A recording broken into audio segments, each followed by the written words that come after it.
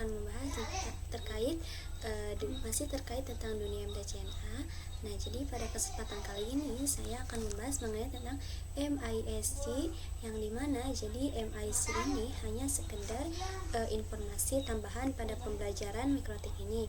Nah, untuk pembelajaran mikrotik ini kita pernah menyinggung terkait router OS tool. Jadi kita akan coba ulangi lagi untuk router OS tool itu bisa untuk apa ya teman-teman. Nah, jadi router OS tool ini menyediakan utilitas yang membantu mengelola memantau router dengan lebih efisien. Nah, kemudian kita ada torch-nya teman-teman, yang dimana torch ini digunakan untuk memantau trafik dari sebuah paket melalui interface. Nah, untuk torch ini yaitu real time monitoring tool. Nah, dapat memantau lalu lintas yang diklasifikasikan berdasarkan nama protokol IP, sumber atau alamat tujuan IP versi 4 maupun versi 6 ya. Dan portnya teman-teman. Selanjutnya di sini ada grabs. Nah, grabs ini fungsinya itu digunakan untuk memonitoring trafik yang melewati interface dalam waktu tertentu.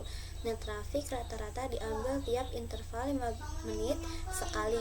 Dapat juga digunakan untuk memonitoring penggunaan CPU, memori, dan disk ya teman-teman.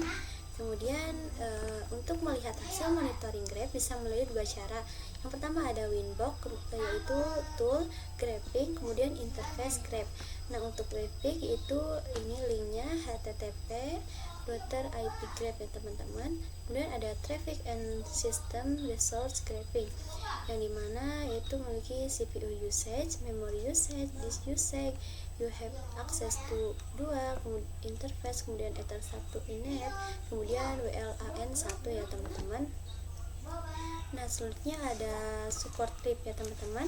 Nah, jadi support trip ini intinya bisa digunakan ketika kita memiliki konfigurasi yang trouble dan ingin diinfokan ke mikrotik resminya untuk dilakukan soal problemnya gitu ya teman-teman.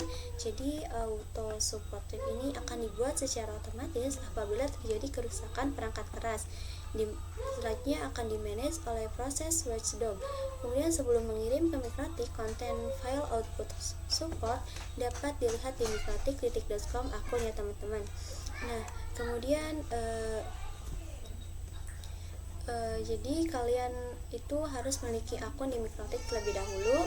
Nah, fungsinya dia itu untuk membackup seluruh konfigurasi dalam bentuk biner, dan kemudian bisa kita download ke laptop dan bisa kita upload ke website resmi.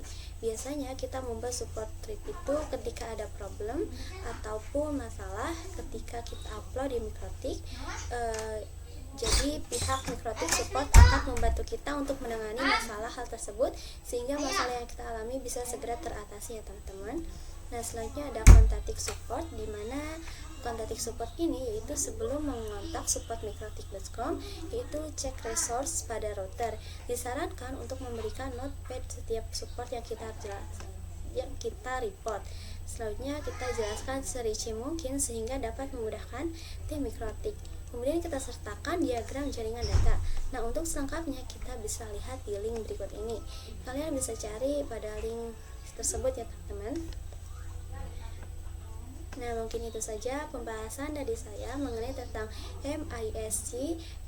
Mohon maaf, semoga dapat bermanfaat bagi teman-teman semua, dan mohon maaf bila dalam menyampaikannya banyak kekurangannya, dan sampai jumpa di video selanjutnya.